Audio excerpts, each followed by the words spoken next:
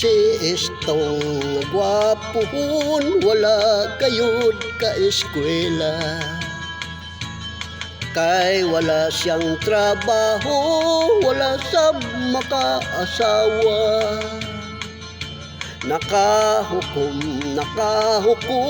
manimpalad na lang siya. Milarga sa Manila siya milarga, gamay putos lang ang dala.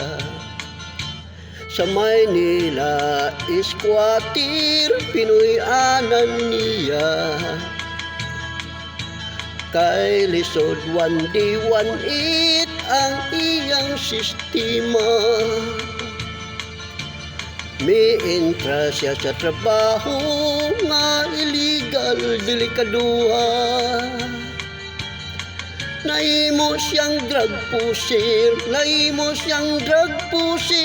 sa shabu at marijuana. Nadakpan si istong natiklo na disgrasya. Didala sa Muntinlupa, 20 anyos ang sentensya. Dito sa bilangguan, sa sulod sa iyang silda. Mga adlaw gipalabay, lawas gipatik-patik, giduhing-duhingan pa.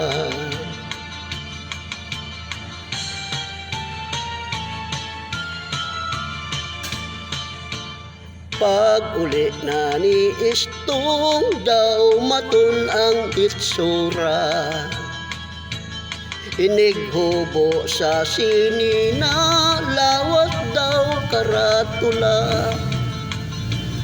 May tato nga dakong bitin sa dughan ug sa paa. Sa likod may agila, sa dughan na dunay krus, may Ginoong nagdupa.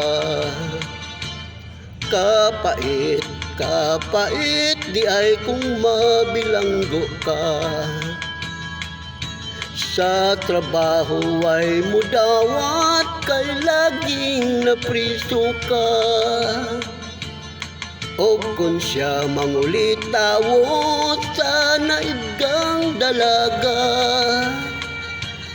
isnabol in taon siya kung makita ang tato sa kalawasan niya. Si istong sa istorya, nagdaro na lang siya sa bukid na inusara.